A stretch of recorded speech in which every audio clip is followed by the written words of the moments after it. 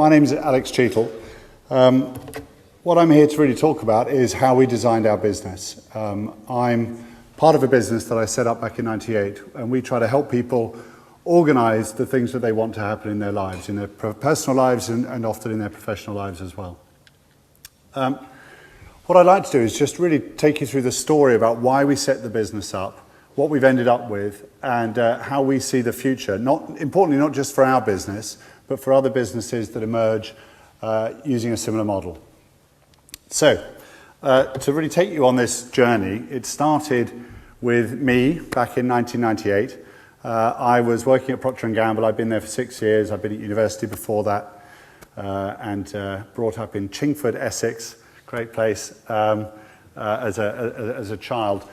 I'd set up a couple of businesses as a kid, just really to pay for school trips and get a little bit of extra pocket money, and a couple more businesses at university. I'd gone to Procter & Gamble to learn how to sell, because that was the part of business I always found most challenging, that scared me most. While I was at P&G, I was really there to learn as much as I could about business, and I did learn a hell of a lot.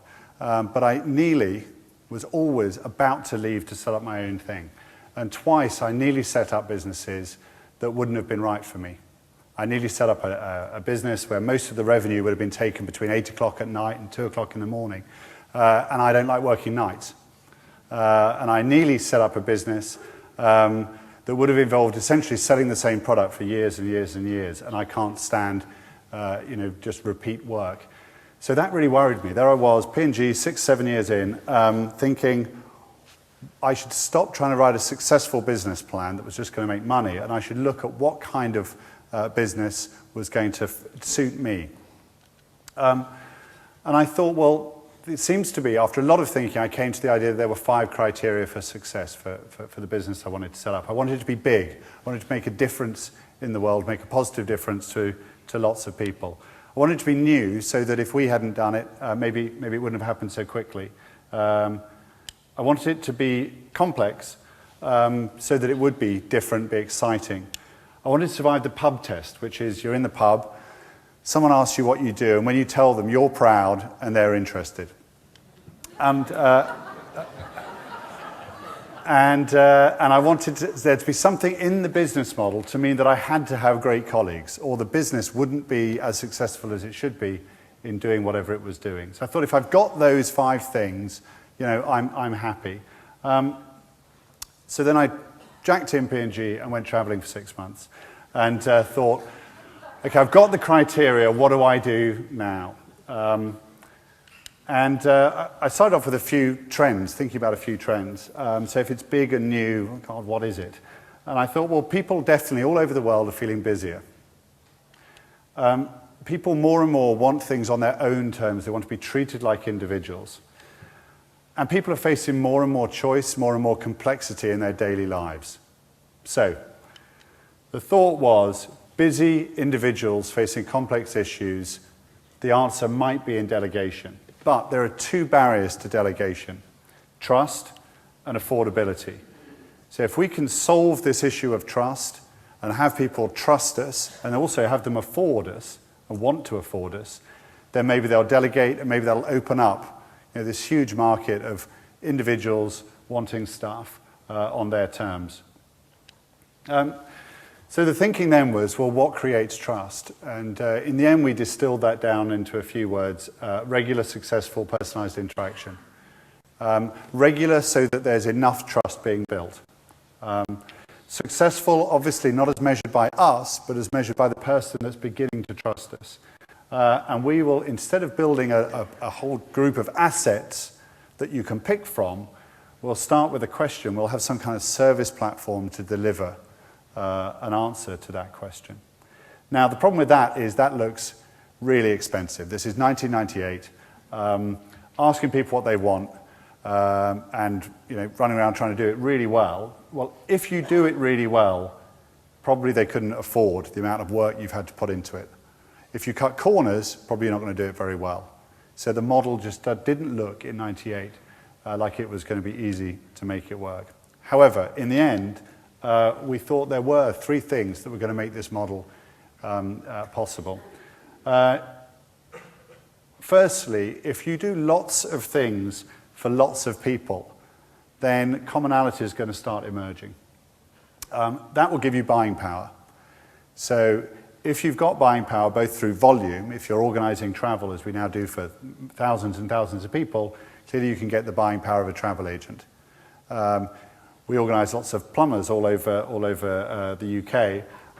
That allows us not just to get the buying power of volume, but also to match a plumber who only really wants to do plumbing in North London. We'll only give him business in North London, cutting back on travel time, parking tickets, and so on. So we can really make buying power work. Secondly, we can make internal expertise work. But this is the kind of stuff that law firms do. You know, large law firm, they'll have a partner responsible for litigation, employment, contract law, and so on. But that's the principle there. As you get bigger, you can have more internal experts in your business.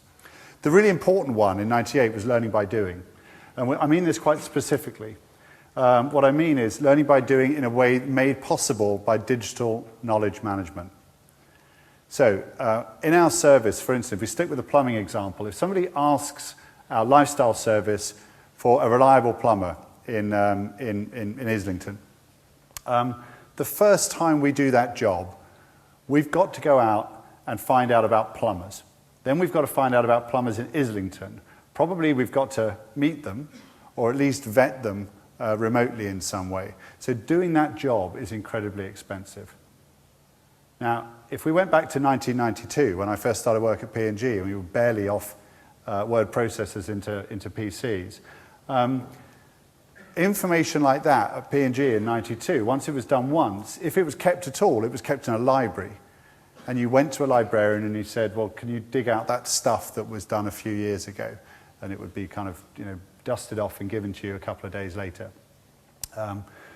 What happens today, and what was obviously about to happen in 1998, was that you could store everything you just learned about plumbers digitally. You could use it, search it, find it, edit it very easily, and of course distribute it through email to people as well. And so suddenly knowledge management becomes something which isn't about a database or a library. It becomes something that can be affected by, or can run through everything that you do. And we thought, if we can get that right, then we've got a business. From all of this thinking, we've actually ended up with a kind of vision statement, which is very real in our business. We earn and deserve the trust of our members through regular, successful interaction, and we make our service better as we get bigger through having great people and knowledge management. There's just two things in there I'll draw attention to. Firstly, great people and knowledge management are utterly combined. The technology that was about to become available in '98 is essential to making our model work. But without getting the people right and the culture right, it's not enough. It's necessary but not sufficient. The other thing that's important to us is earning and deserving the trust of our members.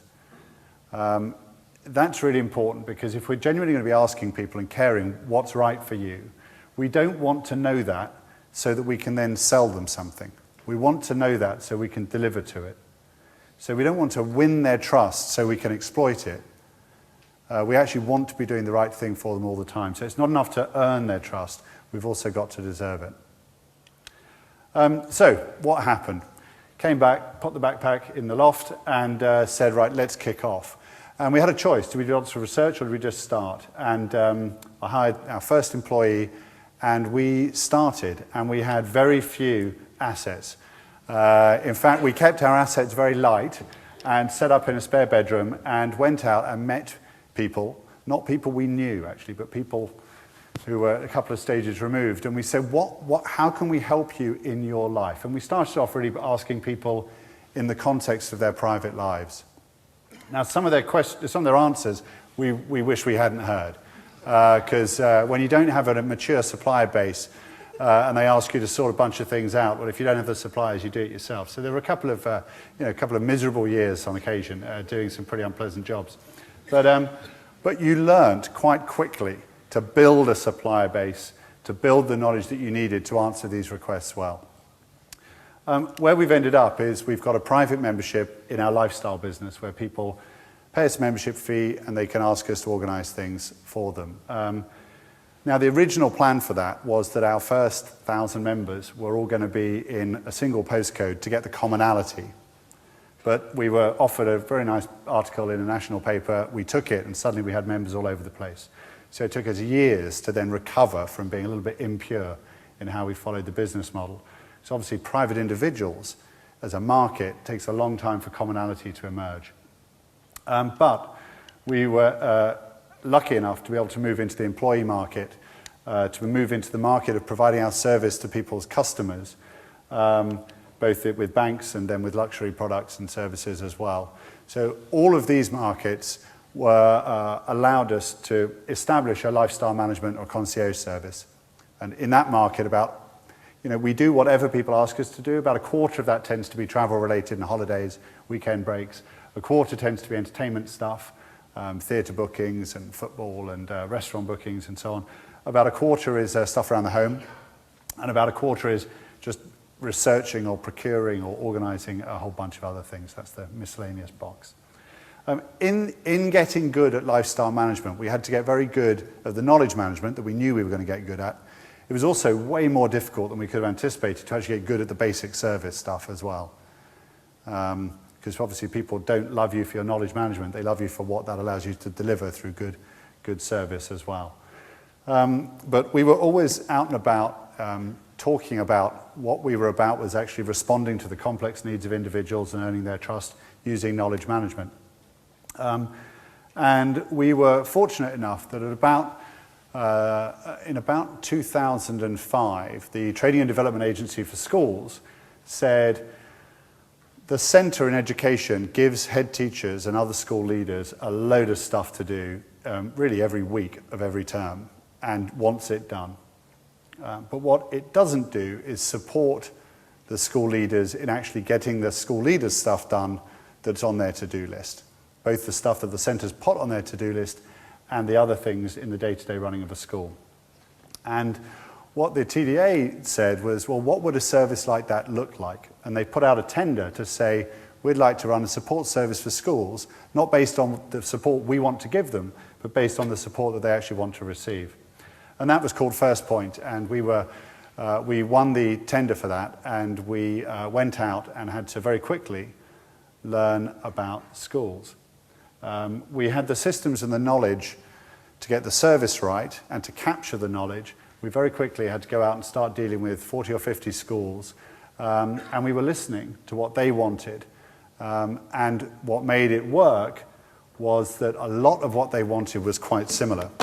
So rather like we wanted our private individuals to really be in one postcode, so they were sharing the same shops, the same services, that would have allowed the knowledge management to kick in earlier than it ended up kicking in. With First Point, and then it became the key later, school leaders, it was like having private members who all had 2 children under 5, who all worked in the city, who all lived in Barnet, who all went skiing once a year and went to a Mediterranean holiday once a year. School leaders have a hell of a lot in common with each other. They're facing the same waves of government policy. They're facing the same organizations that they have to run, the same types of employees, the teachers that they have to manage, the same customers in a way, the parents and the pupils in the school. So very quickly, our knowledge management and service model kicked in. And it was a little bit like Cinderella finding the shoe for us. It just fitted. The needs of the school leaders in our model fitted very, very well. And we kicked that off. Since then, we're currently looking after 3,000 schools, and we're hoping to get roll out to every other school in the country, actually in the next few weeks. So it's really exciting times. In 2006, a guy called Robin Murray came to see us from the Design Council. And he said, we've got a problem in the world of green. We know how to sort out and how to reduce the carbon emissions from homes that are owned by the state. Because we can go in and we can insulate, we can do what we want there. We can regulate businesses. But if you take London, about between 40 or 50% of the energy taken off the national grid is for private homeowners in their private homes. And we don't have a plan for that. We can't tax them without losing elections. We can't regulate them because we can't enforce it. What do we do? Is there a model there where we support people? We make it so easy for people to green their homes and lifestyles that lots more of them do it. And so we kicked that off, and we worked up a plan, and we took it to the Mayor of London, who agreed to back it. And since then, we've done a couple of thousand home visits, and we've met people in their homes and found out really what they want to do. If only they had reliable tradesmen, if only they could get finance to spread the cost over a few years, if only. And over time, we've really found out what private individuals need in terms of support to green their homes and lives. And that's really a third area that we're in. Now, what all of these services have got in common is that they start with a question. They start with a conversation. An individual says, this is what I want, and we have to be really good at listening to that. The support manager or the lifestyle manager or whatever you call them on the different services will look on a system to see whether we've already got that answer. And if we have, obviously we can deliver it back very efficiently. So if we've already got that plumber in Islington, we can do that job very, very quickly. If not, we'll go out and a specialist will research the answer to that or find the supplier or write the article, whatever the knowledge is that's needed. It'll go back on the system and back out to the member. Sometimes in hours, sometimes in a couple of days, depending on the service. And increasingly, if we know that a piece of information is really useful to large groups of people, then we can publish it to a website so they can just find it freely. So this is the essence of the business. We find out what people's problems are or the opportunities they're facing. We solve them, and we do it for enough people with enough commonality that it becomes very, very, very, very efficient. And digital knowledge technology is an important part of that, but not sufficient, as we'll see. So the different web applications look very different. On our lifestyle site, we put things up that we know our membership broadly will be interested in. There's some personalization there. But it's really about inspiration to use the service. And there are individual communications to different types of members based on their preferences that we've got. In the green service, we're finding out that actually there is a lot of commonality. If you know that somebody lives in a Victorian terraced house in a particular part of London and they've got sash windows, then we can make that content that's relevant to them available to a site and make it not available to people for whom it's not relevant. The key, the same for school leaders, individual school leaders. A head teacher sees a slightly different site from a bursar, from a head teacher in a different part of the country or of a different state of school, a primary or a secondary or a special school. And it's all about what they want. This isn't about the centre saying you should be interested in this. So, it's not a glamorous looking site for head teachers, for instance, for school leaders, but it does the job of helping them see that the site is about them, that they can find answers that have been created for people like them. And very importantly, if the answer's not on this site, ask us the question. And in answering it for you, we'll be helping you and we'll be helping future school leaders as well. I'm going to go through a number of points of interest about this service. The first one is that it's really cost efficient. So, that first time we do a plumber job, that might cost hundreds and hundreds of pounds. The second time, it's not a plumber in Islington, but it's a plumber in another part of the country. It's a lot less work. The third time, it's a plumber in Islington, but they want a specialist plumber. So it's a little bit more work. But by the time you're doing it a lot, the costs of distributing this knowledge, of having it, identifying it, distributing it, really drop very, very low. On our school leaders service, we believe that it's now costing, or on the rollout, it'll be costing around £5, £6, £7 to deliver an answer to a school leader, an answer which on average they're saying is saving them 2 or 3 hours of work. So that's 3 hours, £3 for every hour of time saved. That compares pretty well to other models. As you can imagine, the more you do, for these consumer groups, whether it's head teachers, whether it's green consumers, even in private members of a lifestyle business, the model compares really favorably with solving it, one by one. Compares very well with the other models of training or of consultancy, because they're getting what they want when they want it, but so often what they're really after we've already solved for somebody else.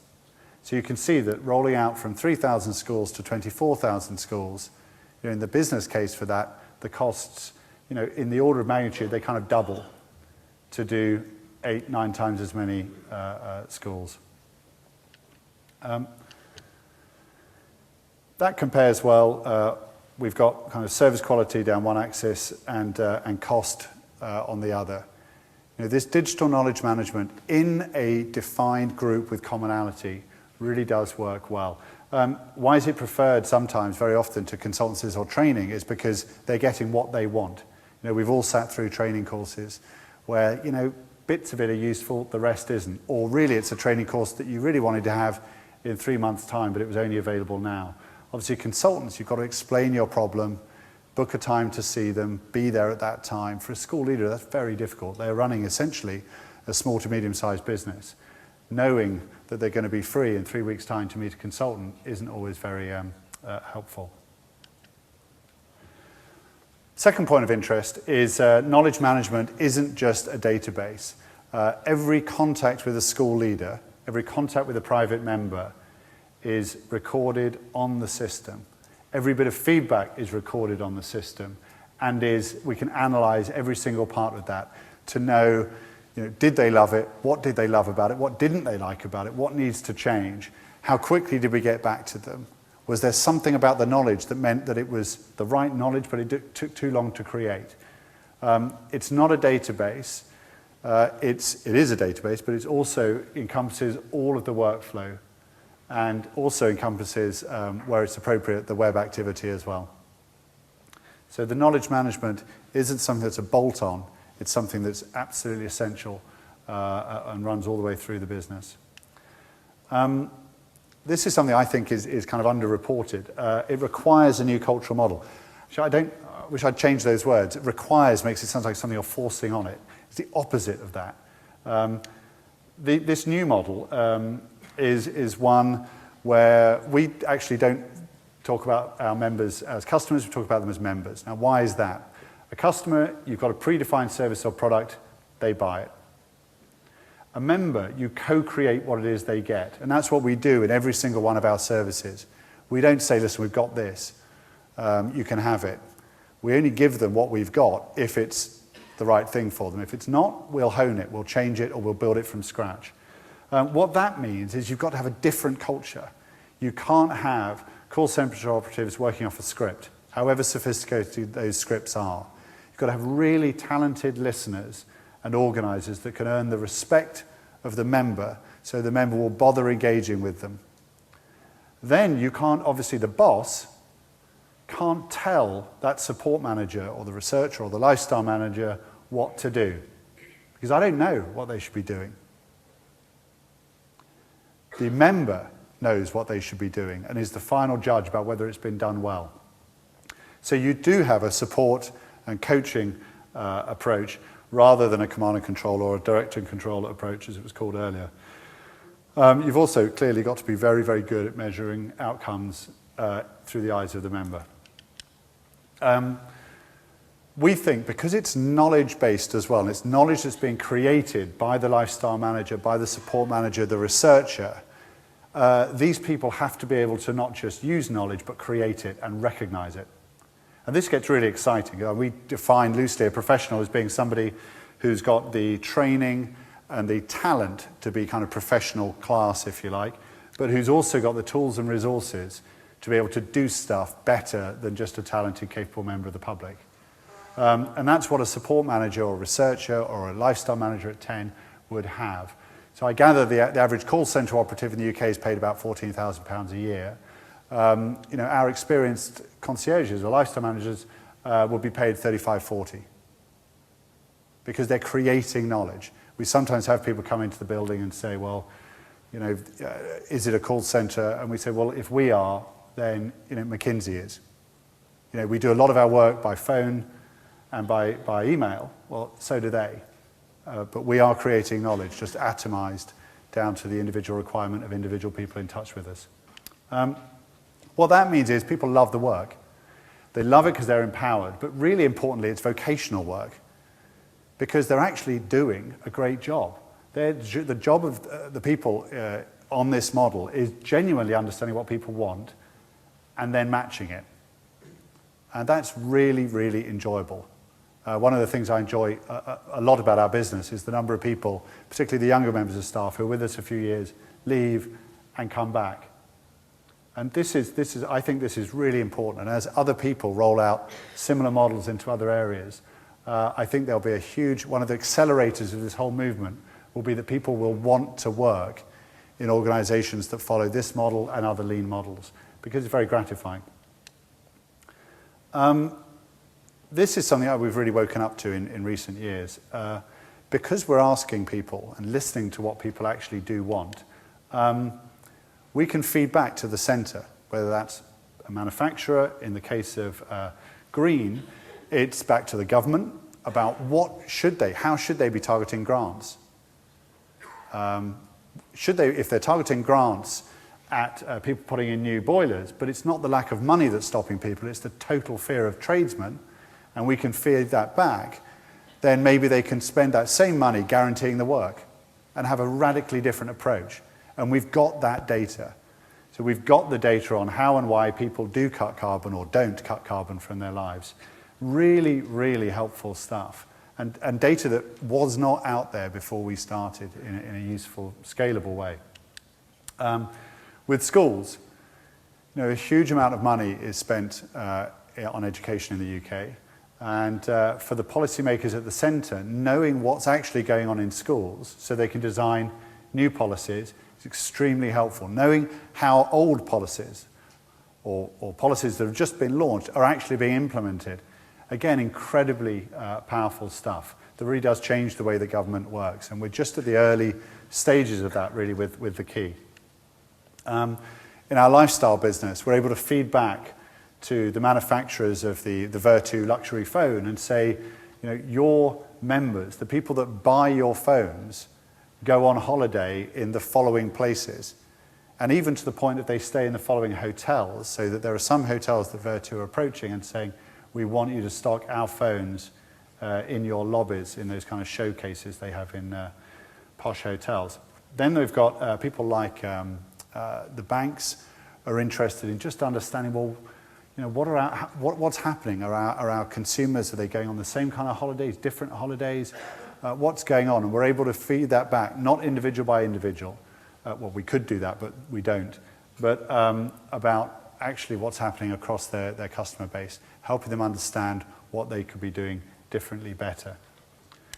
Point of interest number 5 is something fairly straightforward. The end user can really spot the difference between a service that's dressed up to be on their side but isn't, and a service that genuinely is.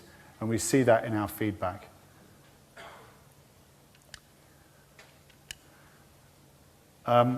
So looking back, I'm thrilled. Now our business is growing 40-50% a year now. We're a couple of hundred staff, thank God, debt-free at the moment, and profitable. But mostly, we think that our business, and there's plenty of room for other businesses like ours, are playing in a really big marketplace, a really big opportunity. Busy individuals facing complex issues and opportunities.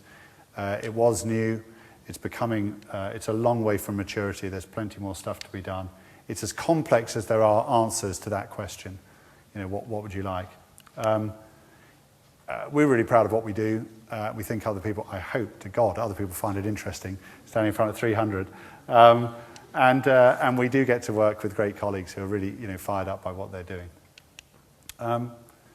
So where do we see the future? We think that models like ours will work anywhere where the following 3 criteria apply. Firstly, where there's lots of people. Submarine commanders have a lot in common, but there's only, I don't know, it's probably an official secret, 10 to 20 of them in the UK. And so this model just isn't really worth developing for them. You need to have hundreds or thousands of people with commonality. And commonality is the second criteria. They've got to have a lot in common. If you choose a large group that have got less in common, then the group really doesn't need to be very large for the commonalities to emerge.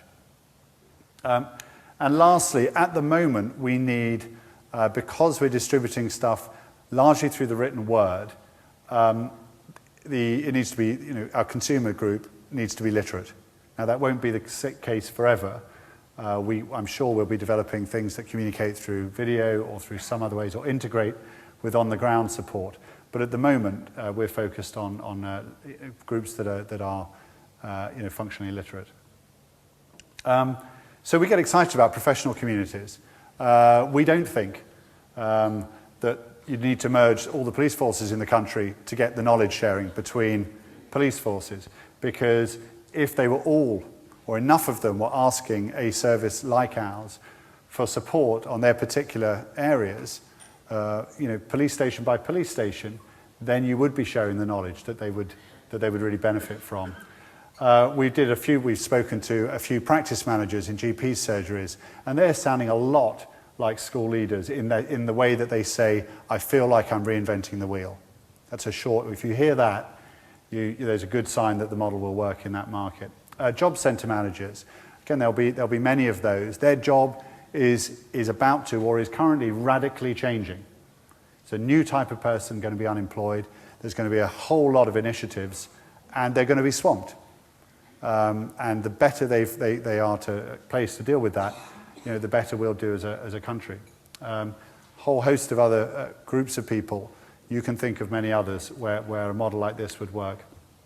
There's also issue-based communities, like Green, people that have got things in common because of what they care about.